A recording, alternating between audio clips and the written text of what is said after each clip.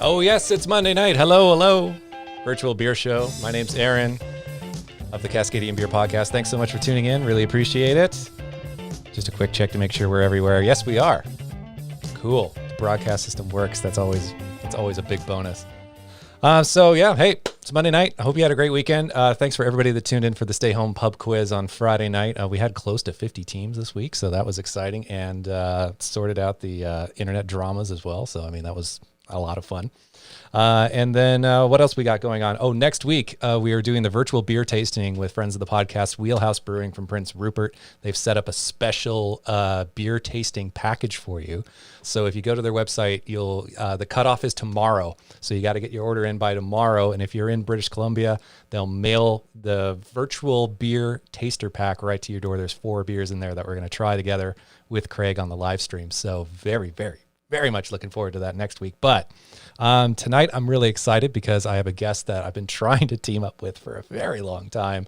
And then also I have a returning friend of the podcast as well. And it's, I should just bring them both on now and say hello. So live from Quesnel up in BC is Erin, the head brewer for Barkerville Brewing, and Teri Fahrendorf from, founder of the Pink Boot Society and just a legendary brewer all around. Hi, you two. Hi. Hello. All right. Well, the first important question is, what are you drinking? Teri, let's start with you. What are you drinking tonight? Okay. Uh-huh. There we go. I'm drinking Gateway Brewing from Portland, Oregon. It's a 5-barrel. I'm trying to make this weird show up. It's a 5-barrel brewery. Joel and Karen Sheely brew in their garage. And this beer is pumpernickel rye. Made with some biscuit rye, which is a new malt that I helped develop at Great Western Malting Company. And so they brewed this for the Pink Boots Brew Day beer. Everything's backwards. Let's see. Oh, no, other direction. So this little, there it is. That's the little Pink Boots insignia. And so I figured I would wait till we were live before I opened it so you could get the sound effects. Okay. Yeah, let's do it. Let's do it. There you go. Did you get that sound effect? Yeah, great. And I have one of my favorites that I've managed to hold on to for a very long time, my Alexander Rodenbach glass, not made anymore. Mm-hmm. And so that's where it's going. All right. Yeah. Nice. Nice pour. Is that a beauty or what? Yeah. Excellent. Fantastic. Erin, what are you drinking? I mean, you're in your tasting room. So, I mean, and you just cleaned your lines today, right? So you're spoiled for choice, really. Well, after all that, I still opened a can. And luckily, I have it in front of me. Yeah. If I can just, there. And there. Gansfeld. Yeah. It's a Schwartz beer that we put out this fall or winter. And yeah. All right, cool. Cheers. Oh, mine. Well, it's one of yours, and so here, let me get it. So your crew was very kind to send me this, and so do you want to tell us a little bit about this beer? This is the Aunt Florence from Barkerville. Well, so it is a gruit. And it's been a really, really, really long time in the making. And it kind of started a little bit as a joke because we thought with so many women working there that maybe it'd be nice to have a beer instead of a Tylenol once a month when you had cramps. So we started trying to make a recipe that would help ease premenstrual issues. And then on top of that, I wanted to put plants in there that are from this region. So everything in there grows on the property I live on. But I didn't harvest it from the property for this batch because it was a full 15 barrel, but the test batch I did. And so there's Euro, which has historically been used for, historically been used for easing menstrual cramps, but all kinds of blood issues and circulation issues. There's juniper branches in there because I know they've been used traditionally in other parts of the world for helping keep things clean and sanitary, and there weren't going to be hops in there. So, and rose hips because they taste good and they've got vitamin C in them. And the last one, oh, chamomile. We have a different variety of chamomile that grows here, but chamomile just helps you sleep and kind of chills you out. So yeah, and then it's red. It's a red beer because I thought that'd be funny. And sorry, I've already failed. I do have a Barkerville glass, and I don't know why I didn't grab it, but there we go. Oh, well. All right. Why am I nervous trying this beer? Okay. It's not going to make you have PMS. Well, no, it's just I got the brewer on the call with me, right? I mean, I better get used to it. Oh, Erin, I just love drinking your beers so much. I mean, oh, thanks, Erin. This is just, and the juniper's not overpowering. I was kind of expecting that. I like it's really dialed back in there, and lovely job. Lovely job, Erin. Cool, thanks. Okay, well, we all got maybe you could, I was gonna say, maybe you could plan ahead and design one for menopause. Well, I could. I think it'd be a good idea. There's a challenge. Send me a sixer. Will do. So, all right, we got our beers rolling underway, and I mean, Teri, like we've been trying to get together for so long. We've just been like ships in the night, like just missing each other, like at events and stuff. And then like the one time that I was down, like you were in Australia, doing a Pink Boots thing down there.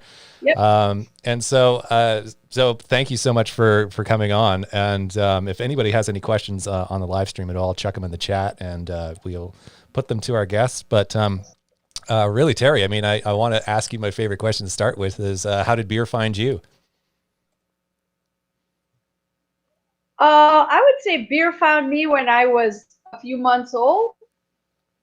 I grew up in a German-American family in Wisconsin, and when you had a family reunion and the babies were crying, you gave them a teaspoon of beer and they take a nap. Right. Works great. Beer found me before I even knew it. Right. So was anybody in your family brewers at all?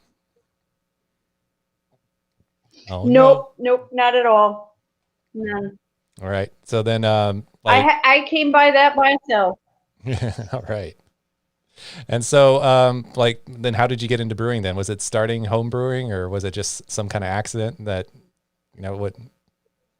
I think I like yeast a lot. I think I have an attraction for yeast, maybe a yeast affinity.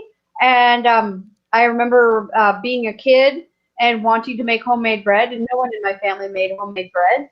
And so I remember being 10 years old and putting together my first loaf of bread, and my parents were heading out to an antique auction, and they said, "That's great, but you'll have to wait till we get home to bake it because you're not allowed to use the oven." And let's see, and then what else? We made homemade root beer when I was a kid. My parents were into making things like pickles and things like that. So we experimented with food, I would say.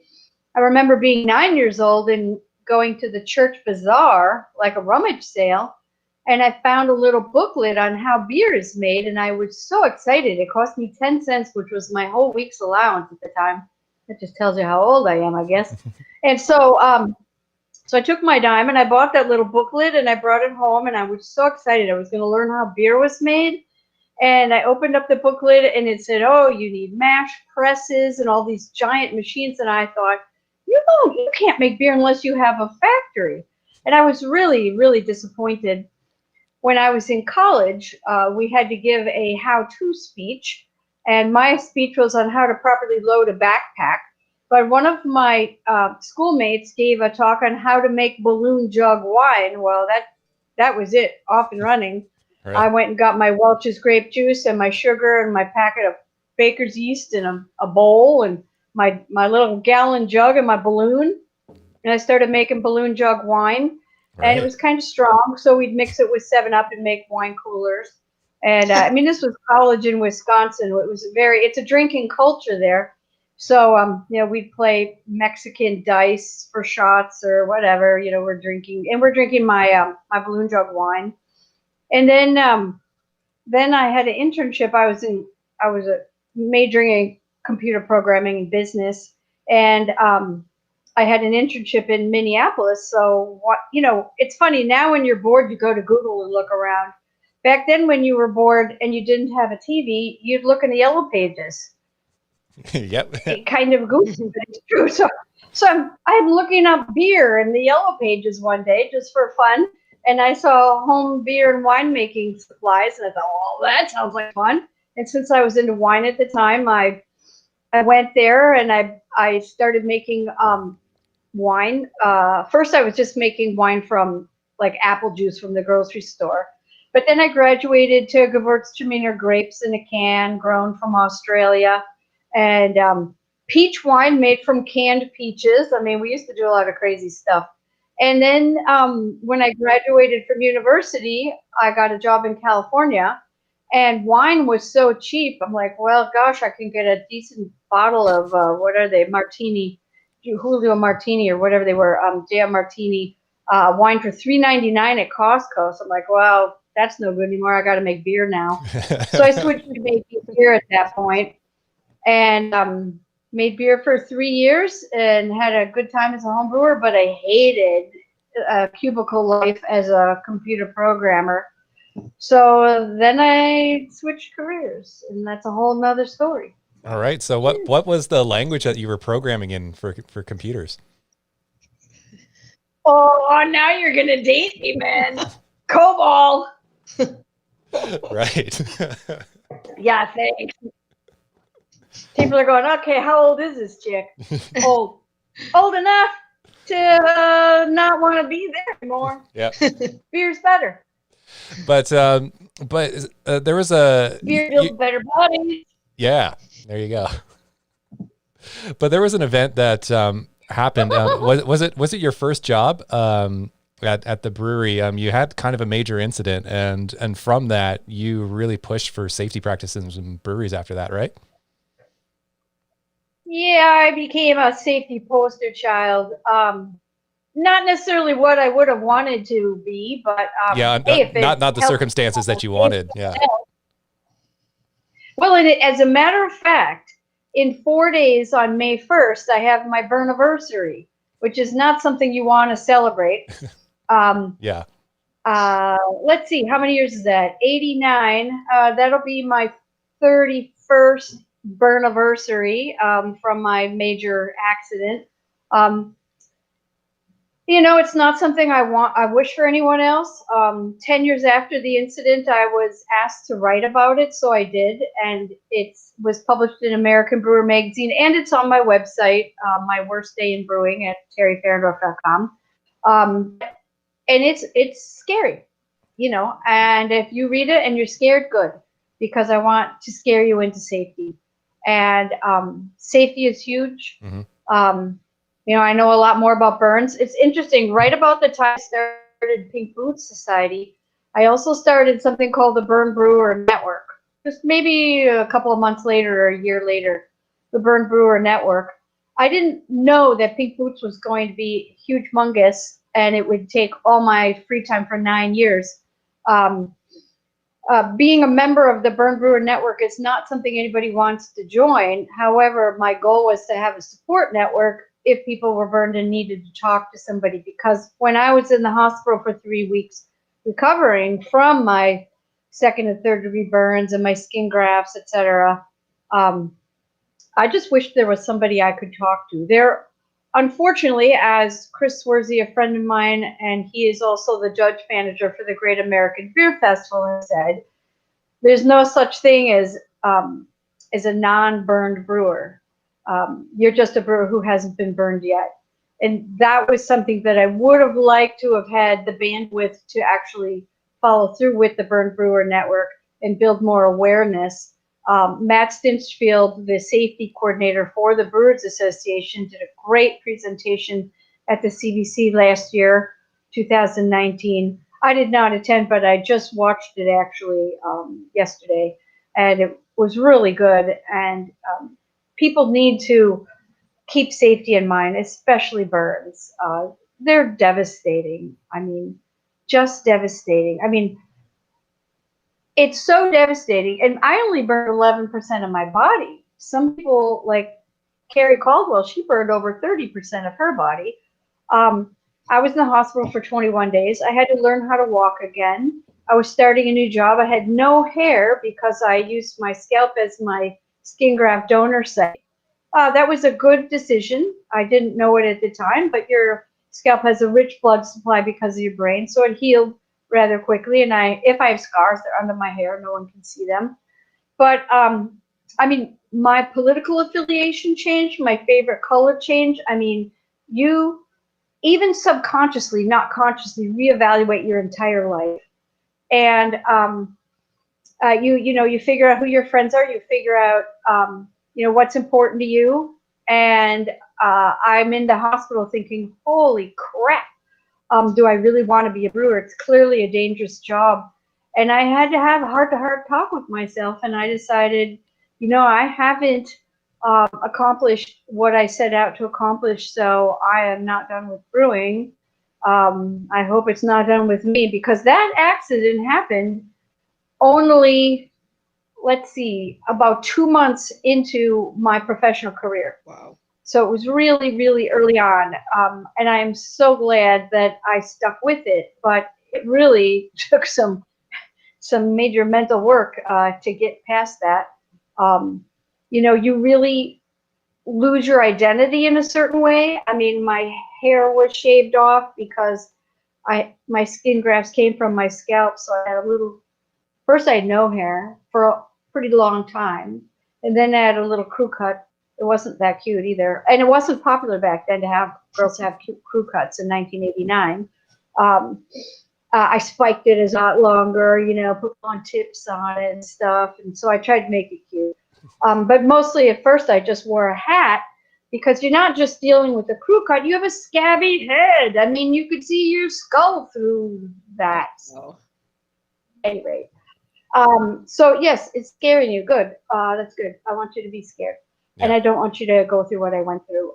People say, well, if you could do it over, what would you do different? And well, I would certainly be safe, but I will tell you something. Having to go through that forces you to understand your own inner strength.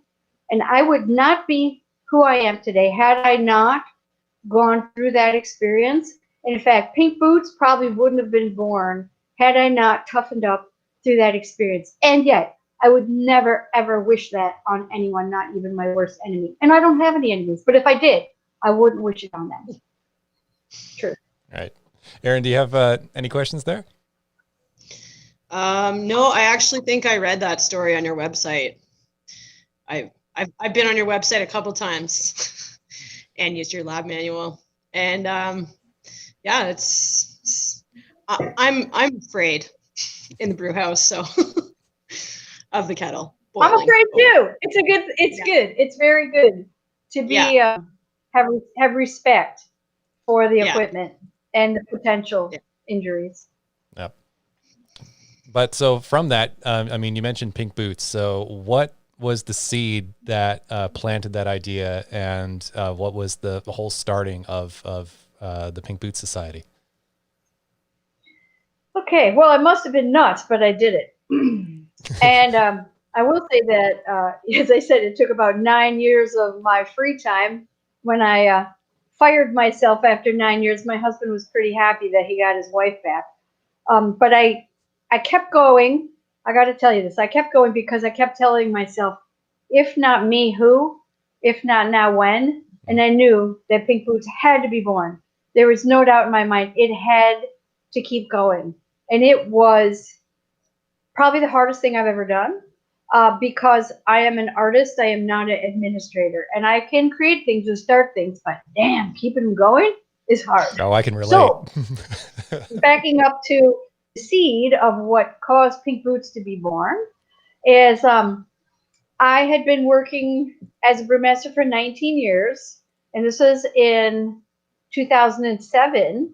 And I had been a brewmaster at that job that I had then at Steelhead Brewery in Eugene, Oregon for 17 years. And you know what? There was nothing new I could learn. I had opened 5 total breweries for those guys in 2 different states. I had brewers working at all of them. I had written operations manuals up, down, and sideways for every single thing and there was really nothing new that I could do. And sometimes you just get to a point where you feel like maybe I don't want to go into what happened in the specific, insinuate, whatever it's called, the incident that causes you to change your path. But there was an incident like that. And my husband felt that I wasn't being respected or even, I don't know, whatever, even appreciated, let's say. And so he said, you need to quit. And I was like, you know what? You're right. And so it was really just a time to move on. And so but I really didn't have a plan. And I'm like, okay, what am I going to do? I'm quitting this job after 17 years. I really have no plan B. I just plan to work there forever, I guess. And I thought, well, I've been going to the Craft Brewers Conference. I've been attending beer festivals, the Great American Beer Festival. I've been a judge at the World Beer Cup, all these things. I have all these brewing friends, and I have tasted their beers at the beer festivals. But remember this, your beers are your children.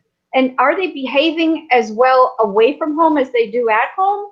I don't know. So I was tasting the away beers at the beer festivals and things and the conferences, but I didn't have a full picture of my friends, their situation. And sometimes it's kind of cool to go and put on the boots and brew with them. This is before collabs got big, or I would have made my whole trip a collab trip. But It was basically, I just would go and brew with them. So I said to my husband, I want to go on this road trip. I thought about it for a long time, and I thought, wouldn't it be fun to go and visit all my brewing friends in their breweries and taste their beers at home and brew with them? He said, that's awesome, do it. And he's in the beer industry, so he could understand. And so I bought a camper and attached it to our van, and off I went, 5-month trip, 139 days was the actual length. And on that trip, I was connecting the dots going across the country, and I was visiting my brewing friends, and on the weekends I would hit my relatives or my husband's relatives, but then there would be like these stretches where it'd be like, I have no landing spots. Now remember, in 2007, there were probably just over 1,000 breweries, so it's not like now. No. Every single town did not have one. So I put out there on the Brewers Forum, hey, I'm going on this road trip. If you want me to come and visit you, drop me a line, and I will try to connect the dots. So I did. And what I found is that, first of all, what I found was amazing people who were wonderful. And they were happy to put me up in my little 30-foot get-up of my little tiny camper and my van. And they were happy to let me take a shower every other day. And quite often they were happy to buy me lunch or dinner because I was unemployed. And so they were super awesome. But what I found is a lot of the ones that invited me where I didn't have friends, they invited me apparently because they had some young women brewing there, and these young women, they wanted them to meet me. And I've been a brewmaster for 19 years. And the first one was at Stone Brewing in San Diego, and I was working there on a Saturday, and I got there, and they said, you're going to be working with Laura Ulrich today. Laura, there's a brewer named Laura. What? Oh my gosh, this is amazing. And Laura is now she's been the president of Pink Boots Society since I fired myself in 2016. So she's amazing. And I will say, for anybody who's thinking about being involved with Pink Boots Society, do it. And then for anybody who is involved with Pink Boots Society that's thinking about volunteering, I'll tell you, do it. It makes you a better version of yourself. And Laura was a quiet, mild-mannered woman in 2007, and she's like, oh, I can't believe you've been a brewmaster for 19 years. I've been a brewer for 2 or 3 years. And I just thought I had a cool career. I didn't even know you could make a career out of it. I thought it was just a job. And now she's like this powerful woman. I mean, she's badass. When you look up badass in the dictionary, it probably has Laura Ulrich's photo right there. And so, and if it doesn't, it should. And so, And so she has, by volunteering for Pink Boots for the last 2.5 years as the president, maybe it's almost 3 years. Maybe it's more. Let's see. Oh yeah, it'd be 3.5 years now. She has really grown as this strong human being, and she doesn't take any guff from anybody. And she didn't have that kind of, let's say, self-confidence when I met her. But boy, she's got it in spades now. So what I like to tell people who are thinking about volunteering for Pink Boots Society is I tell them, Pink Boots Society will ask more of you than you would ever believe, but it gives back to you more than it takes from you. So it's absolutely worth it. And so hopefully I extrapolate a lot and I usually run around in circles, but then usually I come back. Hey, Hopefully you're doing I'm a great job. Yeah, I don't even need an interviewer, I guess. I'll just keep yakking. So, so anyway, so I started Pink Boots Society in 2007, and during that trip, these people who had invited me, I'm meeting all these women brewers I didn't even know existed. And one of the questions Laura asked me, because she was the first one that I met, was, oh my gosh, Teri, I didn't know that there were any other women brewers, and now I met you and you've been a brewmaster for 19 years. I thought I was the only one, she says. She thought she was the only one. I said, no, there's a few of us I know, at least 15, I don't know. She goes, well, how many of us are there? I go, I don't know, I'm going on this road trip. Why don't I count? I'll keep track. So I started writing names. People would say, oh, there's a brewer in Indiana. Do you know her name or the city? Nope. I get closer to Indiana. Hi. You know of any women brewers? Yeah, there's one in Indiana. No, who or where? Oh, I think she's in Bloomington. I'm like, oh, I got to go to Bloomington. Get to Bloomington. Hey, I hear there's a woman brewer here. Oh, yeah. That's Eileen Martin. Okay, on the list. Can I meet her? And so I just kept this list. Schwester Doris, Sister Doris over in Germany. Sister Doris was on the list. So anywhere in the world I'd hear a rumor of a woman brewer, I'd put it on this list. And I got out to Pennsylvania, and there was a gal there, Whitney Thompson, who at the time was working for Trove Brewing. She's in the malt business now, and she had the exact same questions as Laura. First of all, same as Laura, what are you doing tonight for dinner? Same answer. I'm unemployed. I'm staying in your parking lot in my camper, and I got a granola bar for dinner. Oh, no, I'm taking you out for dinner. Same answer. Thank you. And so then when we're out for dinner, Whitney said, same question. Gosh, I thought I was the only one brewer. Now I met you. You've been a brewmaster for 19 years. How many of us are there? But I had to answer when I met Whitney. And I said, oh my gosh, I have an answer. There's 60 of us. I've got a list. She goes, who are they? I want to network. I want to talk to people. Oh, is that where this is going? I said, tell you what, I will post it on my website. By then I had started my website. I built that website in the middle of that trip because I kept meeting people who were like, oh my gosh, you're handling your grain too many times. You need to read the article I wrote on grain handling in 1993 for the Craft Brewers Conference that was in New Orleans that year. I will post it online for you. So I kept posting all my old stuff and writing new stuff because people, I worked with people that were huge and I learned something from them. And then the newbies, well, my experience is brew pubs. And it's only about this wide, where am I? This wide, but it's like 10 miles deep, right? Yeah. It's all brew pubs all the way down. And then there's a turtle at the bottom. So, so at any rate, so Whitney said, I want to know who they are. And I said, great, I'll post them. So I'm putting together this list. And I had been wearing these pink boots on this trip. Now, I wore black boots my whole career up to that point.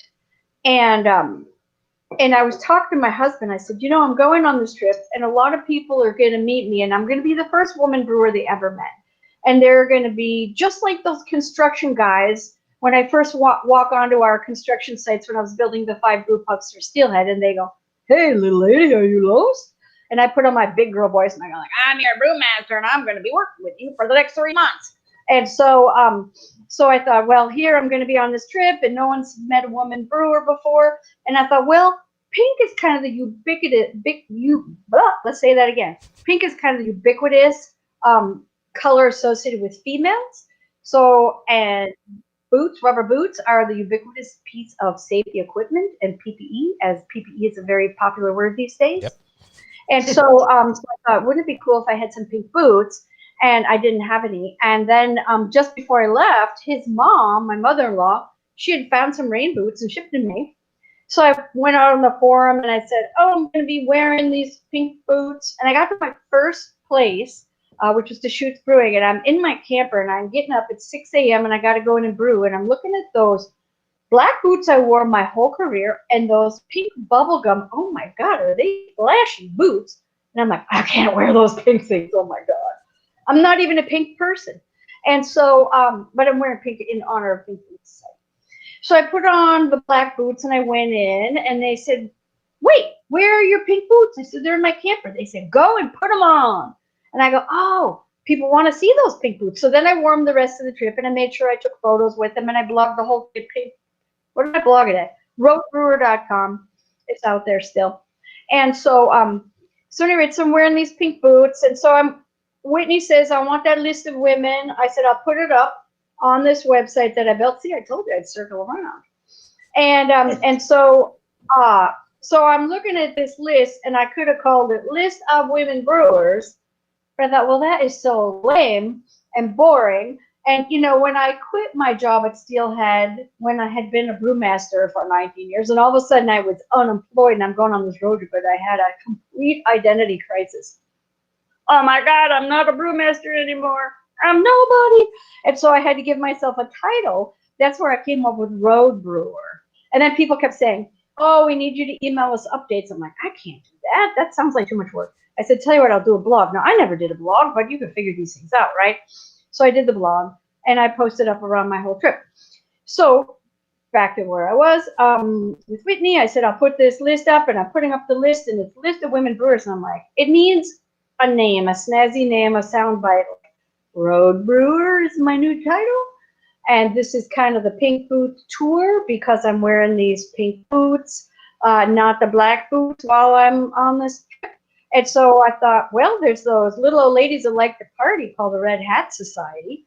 I'll just put Pink Boots Society. So I put that at the top, and then I put list of women brewers below it. And then I started getting all these emails out of the blue. Hi, I just found your list. Hi, I'm a male blogger, and I have a daughter, and I just found this list, and it's so amazing, and I'm going to link to it, or I'm reposting it, or whatever. Or I got emails. Hi, I'm a woman beer writer. I'm the packaging manager at this brewery. I'm the lab tech at this brewery. Can I join? Can I join? I didn't know it was something you could join. I thought it was just a list, right? An online list. So I was like, I don't know if you can join. I'll just keep your name and your email here, you know, because I don't have any clue. And so, so did I answer the question? Yeah, no, you have. It's a great history lesson. I mean, like, I could see like how it just like, yeah, you were just doing your own thing, and then before you knew it, like, you know, here's this whole gathering, this organization that's just kind of sprung up. It's a list. At this point, it's just a list. It's just a list, right? So I'm on the road. I uploaded this list. All of a sudden, it's getting attention. It's really interesting. There were obviously women brewers up till that point, but they weren't really getting much attention. But once we named ourselves, basically I named it Pink Boots Society, it was like a lightning rod that attracted media attention. Boom.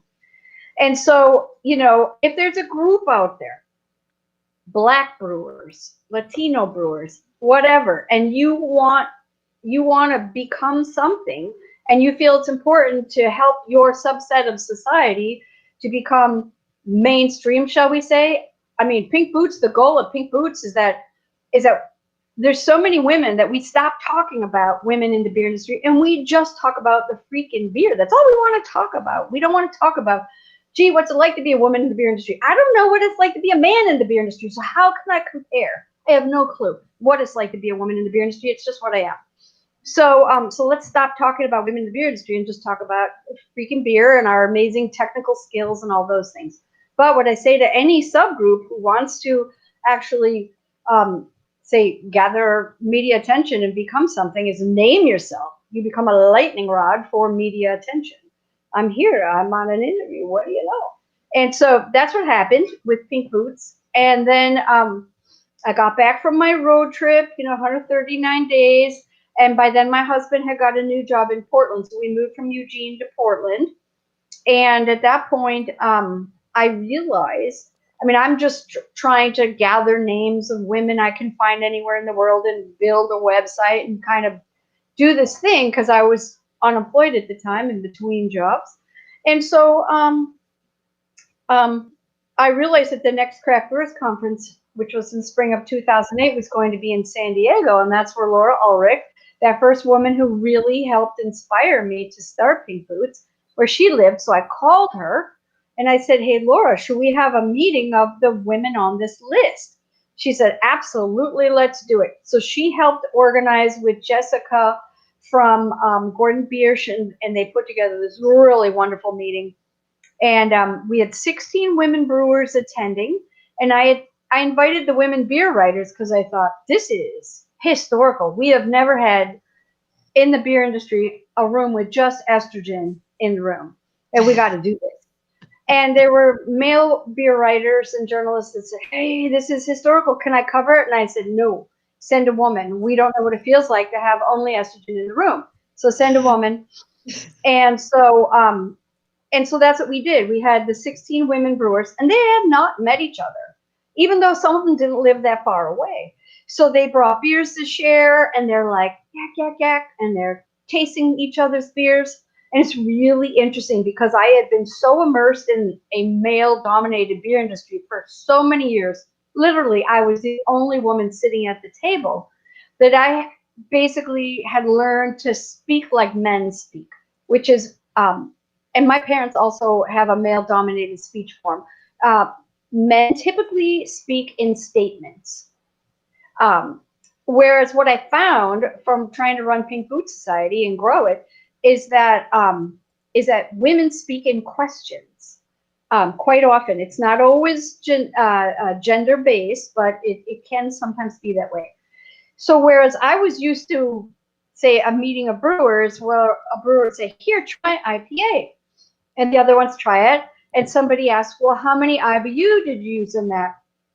Oh, I have 60 IBU in this. And the next guy would say, well, I have 70 in mine. And the next would say, I have 80 in mine. So it's like testosterone-driven hot one-upmanship going on. Whereas the women, the questions are completely different. The first question might be, how many IBU do you have in your IPA? And the next woman, and then the woman says, well, I have 60 differently next time. Completely different speaking, I can't remember the words I'm using. I lost my words. Anyway, this is completely different way of approaching a conversation. And so I saw this starting to take place at the first meeting. I'm like, wow, this is really different how women interact with each other in the beer industry in a room where it's only women and you're not trying to compete all the time, which is what guys seem to want to do.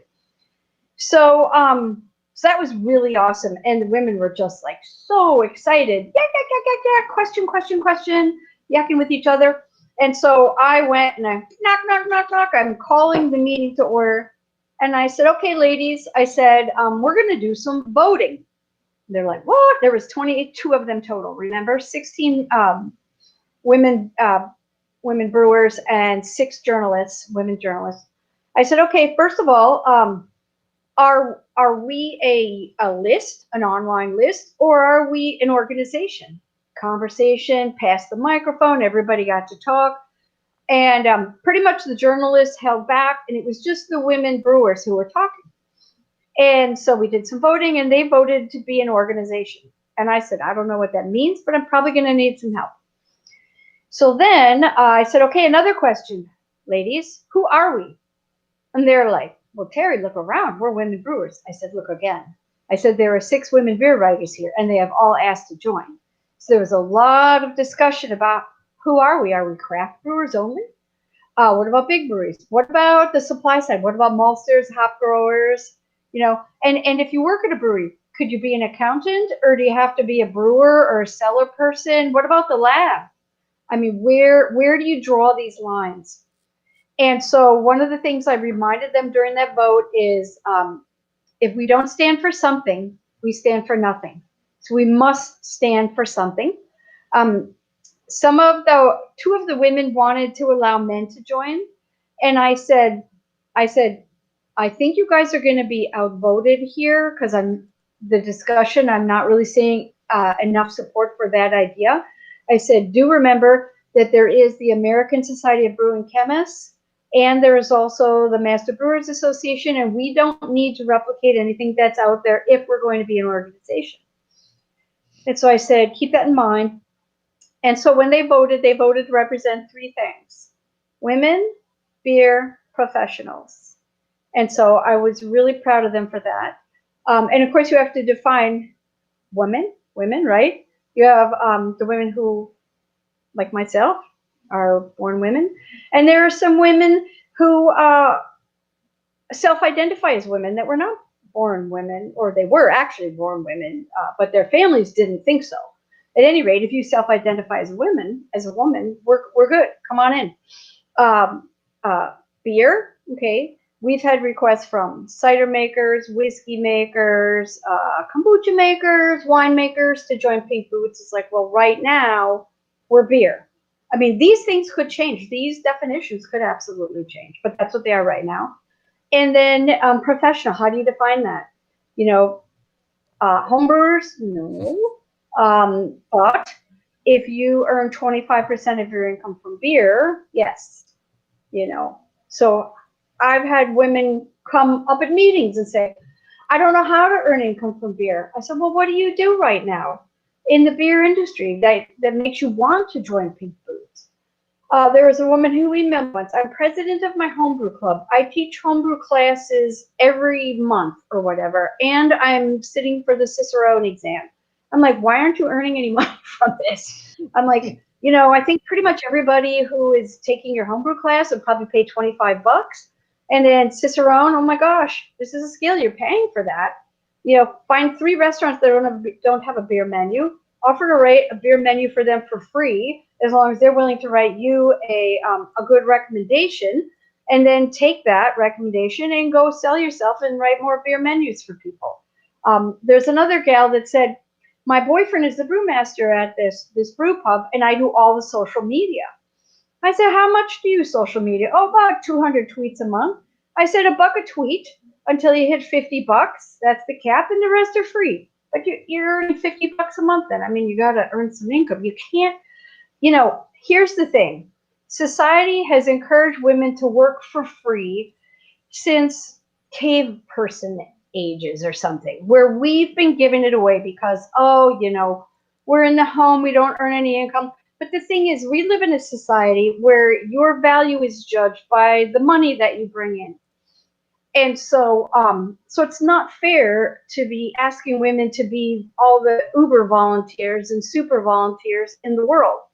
So Pink Boots Society, part of the professional requirements of earning 25% of your income from beer is that we don't want you to be volunteering for that brewery or that beer festival or whatever forever, because you deserve more. So we're going to give you the courage to ask for some money, because that is how our society judges your success, is through money.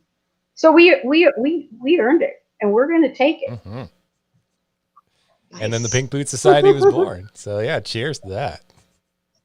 It was born right there. So, Erin, you have an interesting background of how you've become the brewmaster of Barkerville, which Teri, I didn't mention, Barkerville is actually an all women run brewery up in Quesnel. So yeah. I don't know what kind of delay you have on the video, so I just keep going. Yeah, I tree planted for a really long time, and so I drank a lot of beer. And then the one guy who works at our liquor store told my partner and I one night when we were looking at all the fancy bombers that there was going to be a brewery opening and in Quesnel, and I said I'm gonna get a job there. And So when I was tree planting, I was working about probably 8 months of the year, 9 months of the year. And then, in the winter, just other stuff. So, but basically my resume was only going to say tree planter. So my partner and I wrote like a really good cover letter, basically trying to get, bring up all the mad skills that I didn't really have that would work well for working at a brewery, because I knew they were going to hire someone for the storefront and I knew they were going to hire someone for bottling. So I figured if I could be that person, then I'd be happy. So yeah, we wrote a really good cover letter. So I got a phone call that night from the owner, and he wanted to interview me the next day, which was like Saturday. And I was busy. Anyway, it's kind of a long story, but not really. Basically, I got hired, and they had a brewer already who had been a home brewer for 25 years. And so I went and helped him in the back. I was running the bottling line basically right away because no one really knew how to run it. So no one knew anyway. And he left after about 2.5 years. And then I took over, and it was really a huge, steep learning curve. And I don't know, I've done some schooling, online schooling since then, but we had a consultant come in for a week, and that was super helpful. But I think when Troy left, I'd probably brewed like 5 times but it was an intense, probably year, and we stayed open. Yeah. So that was cool. I was pretty happy that we didn't, lose all our customers. And now I've been here longer than he was. So that's kind of makes it feel real. Yeah. Congratulations. Thanks. Yeah. And so like, what is the size of the brewery that you're working with? It's a 15 barrel brewery. We have 3 single fermenters and 3 doubles, and a single bright tank and a double bright tank. And we have a Maheen bottling line. So we do bombers, and then we have a canning line. And there's pretty much in the back, it's me and one other woman. So she does all the logistical stuff. She runs the packaging line. She basically takes care of like everything.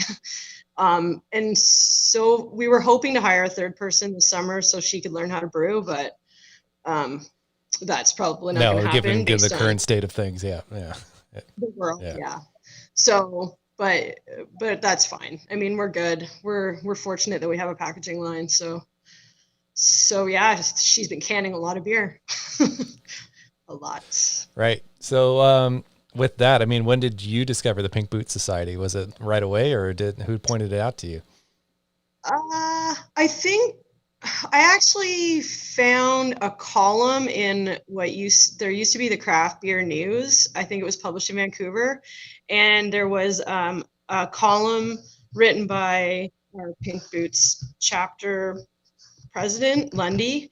And she just wrote this little women in brewing column, and I thought, wow, that's pretty cool. So every time the Craft Brewing News came, I'd like look for there's like 4 women in brewing in BC, it seemed like, but there's actually a lot, and there's way more now. Yeah. And I think probably it just because Lundy is the Pink Boots Vancouver or BC president. I think I don't know exactly how I found out, honestly. I just knew who Lundy was, basically. Right. And then anytime I saw her writing in something, I knew it would be about, a lot of times it was about women in brewing. So, and then I met her, and she introduced me to another woman brewer immediately, which is pretty cool. Right. So I mean, not necessarily like a women in beer question or anything like that, but Teri, like, where do you see kind of the beer industry going at the moment? Because you've had the opportunity to travel the world, see a lot of other places. I mean, like where, I know it's kind of hard to say given the current state of everything, and everything's kind of shut down at the moment, but in terms of the long projections of I guess what we called the old norm, because we don't know what the new norm is. Like where do you think the beer industry will kind of go in terms of styles and size, and just technology, right? With yeast strains and things of that nature. Well, that is a really tough question at this time in history because of the coronavirus and its pandemic ramifications. I actually wrote an article. Actually, I wrote a speech. I was supposed to speak at the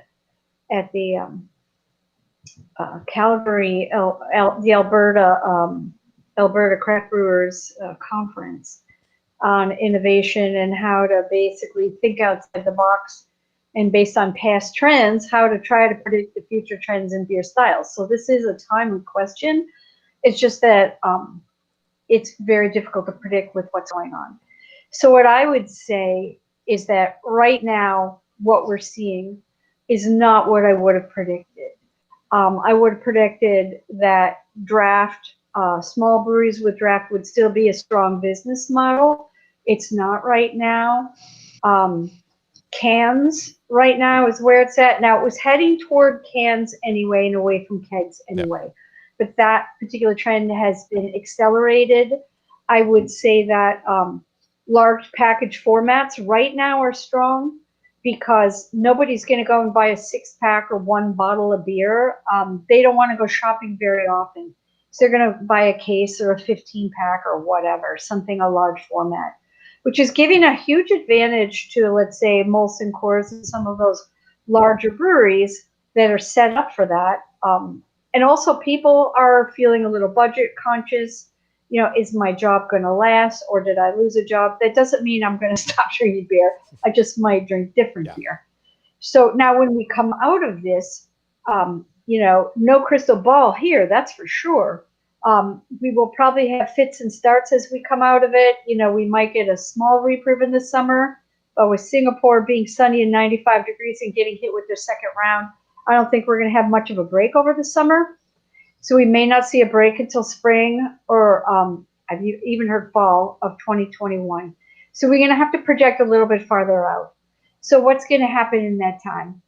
In that time, people will be getting used to drinking lighter beers because they're buying cheaper beers. So they're buying Labatt's Blue or something, instead of a local craft brewery. Doesn't mean they don't want that craft brewery, just their taste buds might have been genericized, and we got to bring them back around. Great word, yeah. So when they come back, you're not going to hit them with your bourbon barrel aged stout right away because they're not going to be ready for it. Hazies will probably still be strong because those are not actually very bitter. They're pretty sweet and they have a lot of aroma and flavor. And unless you've got COVID-19, your taste buds and your sense of smell will still be awesome. So, making it timely here, right? So, so I think the hazies are still going to be strong. But, let's think outside of the box on what has been a trend, has been some of the trends. Some of the trends have been like seltzers, right? And hazies. And lagers are coming back. So what does that tell us? It tells us that maybe people don't want things too bitter. I mean, nobody's doing Imperial IPAs the way that they were. I mean, I'm not hearing those guys saying, well, I've got 100 IBU in my beer, in my IPA. So, we're not hearing that right now. So, okay. Brut is a style that we haven't really seen a lot of, but it also, look at you. Brut is also a good, let's say, canvas for a brewer who's an artist to spread their little hoppy and malty paints all over. So, they took what was an IPA, a hazy, sorry, they called an IPA. It really isn't. It just has a lot of hops, so that's why they went with that name. But traditionally, an IPA was a little more bitter. But why couldn't a Brut be a really awesome canvas to play on? People like fruity flavors.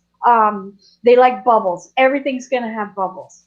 Everything that had alcohol is going to be available without alcohol. Yep. Everything that didn't have alcohol, like coffee, tea, kombucha, is now going to have alcohol. So you're going to have alcohol and non-alcohol versions of every bloody beverage out there. And you're going to add bubbles. Yeah. So, we're going to have non-alcoholic red wine with bubbles or something weird, right? So think bubbles. Think if it's normally alcoholic, think of it maybe as a non-alcohol product. Um, it's going to be sweet or less bitter than you're used to, maybe. Fruity is going to be fair game, hazy and aromatic. Lots of aromas and flavors without the big bang of alcohol. So how do you put that all together? Okay, maybe a fruity brut, maybe a low sour session sour beer, but with a low sourness level. But maybe with a little more fruit and sweet fruitness on that very lightly soured kettle sour. So kind of put those components together, because the way that I like to describe it is we're inside the box. That's today. Tomorrow is what's outside the box. How do you get through the box from today till tomorrow? You got to bust it down to the components. If people want it sweet, and you're figuring this out, and they like not necessarily the hazy look. I think that they like the aromas and the flavors with the hazy and the sweetness level. Lower body, maybe not so heavy, because obviously some of them have been drinking White Claw. Why? I don't know, but it's a thing. I don't know either. And so, I don't know either. Yeah. So, but we're going to bring them across, right? Kicking and screaming, and we're going to drag them over to the real stuff. So lagers, session beers are going to come back. Like I said, lighter body, lighter alcohol. So we're breaking down these components. We're going to say, what is it that they like about a hazy? What is it that they like about a seltzer? What is it that they like about a kettle sour? What type of kettle sour? Brut, as I said, I think is an underutilized platform to build craziness on. Why not?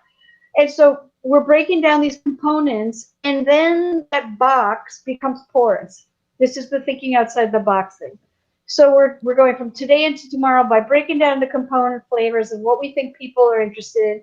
We're going through that box, which has now become porous, and then we're going to reassemble those components on the other side in new ways. That's how you're going to know what beers are going to be popular tomorrow. All right. And then with that, the one thing that the general, brewers know how important it is, but the general public, I don't think give yeast enough credit. And then there's the whole technology behind yeast.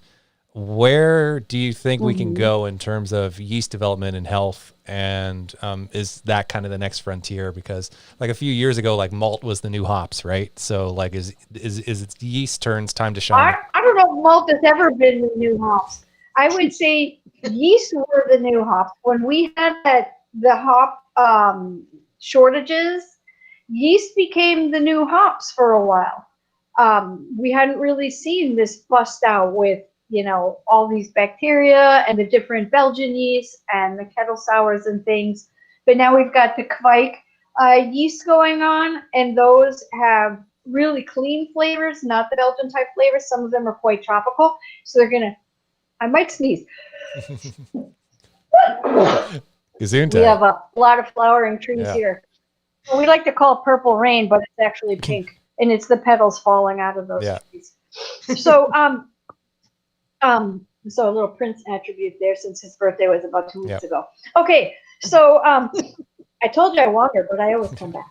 Okay, so we're talking about yeast. So the Kvike, I think, is potential here. A lot of potential with the Kvike. There's different Kvikes, and I think that why couldn't you, if you wanted some sour with it, do a kettle sour, maybe with a little Kvike. I actually just made an Icelandic sour with Kvike, actually, with some friends as well, and that came out very, very juicy. That's cool. So yeah. Juicy. People like juicy. Nice. Well, I think that's one of the components that we're slipping through that box when we think outside the box, and we're going to put together. So, where was Kvike 30 years ago? You know what I mean? Where was Kvike 5 years ago? And so I think that is not the last indigenous yeast we're going to discover. Now, what's interesting about South Africa, you're like, where the hell did that come from? Well, there's a lot of women We went from brewers Norway in to South Africa. and a lot of women brewery owners. Yeah. Yeah, we are. It's the bullet train. Anyway, South Africa has a lot, since we're talking about women and stuff, South Africa has a lot of women brewers and a lot of women brewery owners because it's been tradition there that the breweries were owned and run by women. And, but they haven't joined Pink Boot Society. It's not really like I have a personal budget to fly all over the world and preach the gospel of Pink Boots. Maybe when I retire, various chapters can raise money and say, we want you to come and brew with us. Great. Help me fly there. I'm just a brewer, retired brewer. I need help. But I'm thinking, we haven't really heard from South Africa. And the fact that there's women who've been brewing there because their tradition has always held on to women as brewers and as owners. I feel there must be some indigenous yeast or something going on there. They also brew a lot with millet and other grains that we're not used to. And what kind of flavors will those give? I mean, obviously sorghum is used in gluten-free beers, and millet is also used in some gluten-free beers. Sorghum seems to throw some Belgian type flavor characteristics, but I think that there's room for sorry about the ums. I think that there's room for indigenous grain from around the world to be used in future beers and become a hot thing. And I think that there's some indigenous yeast that may actually work really well with those particular indigenous grains because they've grown up together over the centuries. So, if anybody's got friends in South Africa, let's start talking to the women at brewery owners and brewers there, and let's start getting some cultures flying through Pink Boots. That would be super cool. We could help, augment that dispersion of not just data but raw materials throughout the world. And then, like with the Pink Boots a few years ago, and sorry, got a slight delay on the video. I remember a couple years ago, Argentina really exploded in terms of the Pink Boot Society, and I just noticed there was a lot of women brewers coming out of Argentina for some reason. So, yeah, in Brazil. Mm-hmm. Yep, they're out there. We have a biennial conference every other year. It's going to be in 2021 in Charlotte, North Carolina. And we've had 2 so far, and they're amazing. And we actually get some of the gals up from Peru and Brazil. And I don't know if I've met an Argentinian Latina yet at one of our conferences, but they do come, and they're a hoot. They're super fun. And they're very energetic and vivacious and enthusiastic. And if you feel like, if you're a woman, heck, if you're anybody, seriously, because our conferences are open to anybody. You don't have to be female to attend one of our conferences. We only had one guy attend the last conference. He just kind of kept to himself, but everybody went up and said welcome. Yeah, I think he felt very welcome.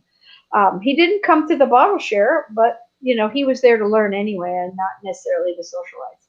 But at any rate, our conferences, I'll give it a little plug. It's phenomenal. I mean, we got sponsors so far, so the price is really a good price. All of the instructors, all the speakers are all Pink Boots members, and the depth of knowledge within Pink Boots Society is astounding. To hear these women speak, it's just like, you're gobsmacked at their braininess and their ability to communicate these really complex concepts and things. Just really, really phenomenal. And at any rate, and the sociability at that conference as well. You just end up with a bunch of new best friends from all over the world. And seriously, when I retire, I'm just gonna have to go couch surfing and go visit all the Pink Boots members, because they're just so much fun to hang out with, and they seem to like me, which is nice. Yeah. Yeah. Speaking of those events, I've actually been to a Pink Boots event, and it was the kickoff. My first time at Great American. It was the first event I actually attended at the Great American Beer Festival in Denver in 2017. It was the Rare Beer Night, and it was the Pink Boots event. And I think we were meant to meet there, but we just missed each other. That's been the theme with us for a few years now. So. Someday we will. Well, we have virtually tonight, and I really appreciate it. Before we get off the call, absolutely. I'm out of beer, but I do have one more sitting by. It's another one of Erin's. It's the Sluice Juice. So speaking of hazies, speaking of hazies in Kavaik, I mean, what's the elevator pitch on this beer, Erin? It's very juicy. It is very juicy. I didn't want to make a hazy beer, but I did accidentally, and it's hard to not drink very quickly. It's a dangerous beer for me. You and I have shared this beer a few times, the few times we hung out. So yeah, right. Well, cheers. So cheers. Cheers. So yeah, like what is the? Because there's no fruit in this, but there's a lot of fruity profile that comes through, right? So that beer was an accident, and it was supposed to be a fresh hop one-off. So I decided to use Sac Trois because I thought it's a fun yeast, but I didn't want to have it like as a production strain because it's a pain in the butt. So I made this one off of Sac Trois, and then we had like 0 hops for the fresh hops didn't really show up. So it was in the tank with no hops in it, but it had Sac Trois in it. And then I didn't know what to do, and I couldn't sleep, and it was fall. So I didn't want to make a fruity beer, but then I talked to our GM at work, and we decided, okay, fine, we'll make a fruity beer. And we threw in some fruity hops, and then we got that. But then I had this beer that everybody wanted with a yeast that is like not that easy to work with. So I've had to change the yeast a couple times, and finally I found a Kavaik strain that I really, really like that was very similar profile to the Sac Trois, and it's done very quickly. So instead of waiting a whole month in the tank, you can get her out in 8 days. Yeah. Sweet. Yeah. So Amarillo, Eldorado, and Citra dry hops. So there's pineapple and tangerine. Got some nice stone fruits here on the label too. So that's kind of Yeah, it's very juicy. Mm-hmm. Very juicy. Teri, do you homebrew at all these days? I don't. When I brew, I like to say I'm a liquid alcohol artist, but these paintings behind me are mine. You can see I haven't filled in the beer glasses yet on some of them. And then if we turn it, Yeah. There we go. There's my clay. So as long as I'm doing artsy fartsy stuff, I'm happy. And beer is one of my artsy fartsy things. Right. Nice. And like you. So but I don't homebrew. Homebrewing takes like 8 hours. I don't want to spend 8 hours on anything unless it's a job. So I want to do little things that I could do lots of. And like I've looked because you actually have like a little vacation home down in Portland, right? And you have made that quite the beer theme in there, and I'm really hoping I get to stay in that soon. So. Well, you better stay soon because we're converting it to a regular. Oh rental. man! All right. We've had the Brewmaster's Cottage, brewmasterscottage.com. We've had it running for 2.5 years, and we really haven't had very many people stay there. There's a lot of competition for short-term rentals, and it breaks my heart because, I mean, I did a lot of the artwork. There's 8 stained glass windows that I made, all beer-themed, brewery-themed with the tank farm and the brewery and the kettle. I love the hop hanging lights that you have in the kitchen there. Like those look really good. So. Yeah. Yeah, if you go to brewmasterscottage.com, you could see it on one of the pages of virtual tour. But yeah, we are actually looking for a regular tenant because we just couldn't. I mean, after 2.5 years, if it's not making any money and you spent a lot of money to build it, you have to change your plan. Yeah. Okay. Well, hopefully the border reopens again soon so I can come down before that changeover happens. That's true. Yeah. Well, and if you come here and there's a tenant, I will ask the tenant if they wouldn't mind if you would get to have a tour. Well, I appreciate that. Okay. Just you. I appreciate that. But like, how much have you come up to British Columbia, and have you been to any beer festivals up here at all? Gosh, no beer festivals. I was up there for Christmas a few years ago. It was really fun. We just wandered around and went to every brewery we could find, and we went to, there's distilleries too. We went to a few of those. Excellent food. You guys have really awesome ramen up there, like really great ramen. What else is great? You have big leaf maple honey, one of my favorite honeys. We have that down here, but it's difficult to find. But I actually found it at the Granville Island Market. Huh. You said Vancouver. Yeah, I'm in right? Vancouver. Erin's up north, so yeah. Okay. So that Granville Island Market that's what it's called, right? Yeah. Yeah. Okay. That place is pretty cool. We got some. Let's see, what did we get? We got some Douglas fir vinegar, I think. We got some big leaf maple honey. I mean, there's some pretty cool stuff that you can find there if you're a foodie. And but I don't get up there very often. I like home a lot. Yeah. I keep busy. Yeah, you do.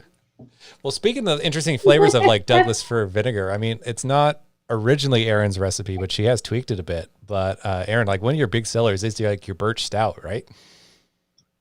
Yeah, it's a pretty popular beer. I need some of that. You want some of that? We have a Finnish sauna. Oh, that would be the perfect beer in the winter to have in the Finnish sauna. That would be perfect. Oh, man, why didn't I think of that? Because I go to Finland all the time, so I need to take some over there and have that in the sauna over there when I'm in Finland. You do? You go to Finland all the time? I got some really good friends in Finland. I'm like, we've been once. We loved it. Loved it. Did you have a savu sauna over there? Which is a wood fire smoke sauna. No, I haven't gone into the smoke sauna. Apparently that's like the pinnacle of male masculinity is if you build your own smoke sauna over there and you live. Because they burn down. They burn down every few years. But I actually was able to have. Now this is hilarious. So I went over there. Mikko Montanen was a beer writer in Helsinki for many years. And so he invited me over to speak at the Finnish Beer Bars Association years ago. And I sent over some of my beers, some big ones. And they're not used to beers that big. They're like, whoa! And so he brought me out to where Pekka Karinen, the guy who brought back Sati as a commercial beer, brought us out there. We had reindeer steaks. And then we went into the savu sauna that Pekka's son had fired up, and they said I sat where Michael Jackson sat. Wow. So that's pretty awesome to sit in a sauna, a smoke sauna, and then jump in the lake, buck-ass naked, just like Michael Jackson did, and sit right in the seat where he was sitting. That's like an achievement, really. Right? So I've been in all my friends' saunas that are like normally electric fired in their houses, but then I've also gone to like the public wood sauna, like steamed public wood sauna. So that's a different experience. Oh, if it's wood, wouldn't it be smoke? No. Like it's wood fired, but all the steam is on the rocks on the top. So yeah, but it's like 100-year-old sauna, and my friend's apartment is next door to that. He has his own in his apartment, but they just use it as a drying room for their laundry because he's like, I got one of the best saunas in the world right next door, and it's like €2 to get in. Why wouldn't I go there? So I think that's a Savu sauna because they build a wood fire, the whole space gets smoky, and then they clear out the wood, and then the walls are. Were the walls black? No. This Inside? was all steam, and like they start cooking it at like 6 a.m, and we got there at like 5. So, Okay. Yeah. So. Okay, because in a Savu sauna, the walls are Yeah. black, and you have to sit on like a placemat of wooden slats, because otherwise your ass is black with greasy creosote, and so you can't touch the walls. They're literally black with years of smoky, greasy creosote on them from the black smoke. Huh. Yeah. So someday a Savu sauna. It smells different. It's amazing. Yeah. I really don't know why we haven't caught on to this in North America, especially up north and here in the Pacific Northwest. Like it's in Northern Ontario. Well, we got one in the backyard.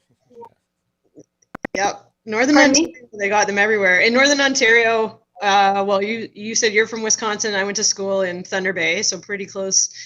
We went to Wisconsin. Everybody in Thunder Bay has saunas, and there's public saunas, and they call them saunas.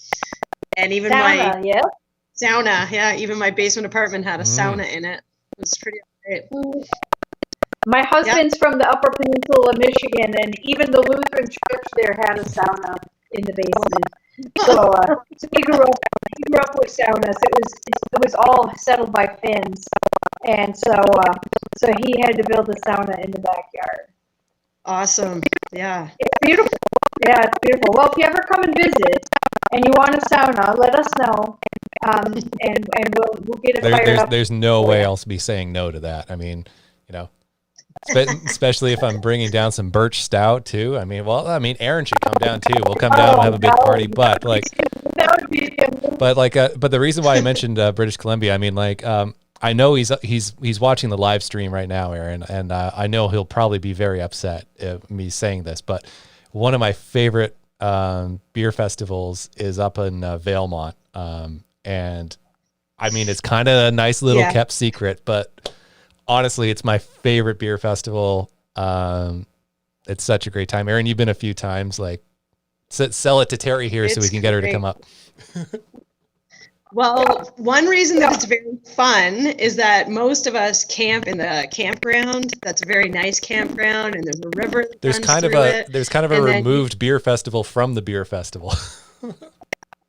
Yeah, our brewery brought a kegerator starting the first year because we didn't want to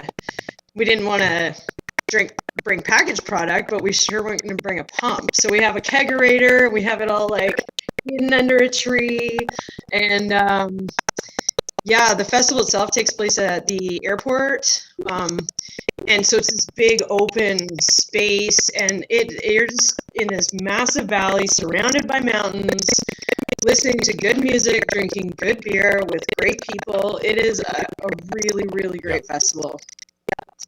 Yeah, sounds amazing. And it's in June. I mean, they were taking this year off anyway, but next June, it's going to be a party next June. So it's a really great. It's a very fun time, that festival. So. All right, you two. Well, thank you so much for your time this evening. It's been a great conversation. I mean, Teri, it's great that we finally connected here. We could have a chat. And thank you both. Like I really do appreciate your time. And I mean, I can't wait till we can get back together and have a pint. That'd be awesome. Yeah. All right. Thank you, you two. Have fun. Be safe. Nice to meet you, Teri. Nice to meet you, Teri. Thanks for watching the live stream tonight. For those of you that have stuck around, really appreciate it. And hey, Stay Home Pub Quiz on Friday night. Check it out. And I'll be back virtual beer tasting with Wheelhouse from Prince Rupert next week. So really excited about that. Have fun, be safe, everybody. And remember, support your local.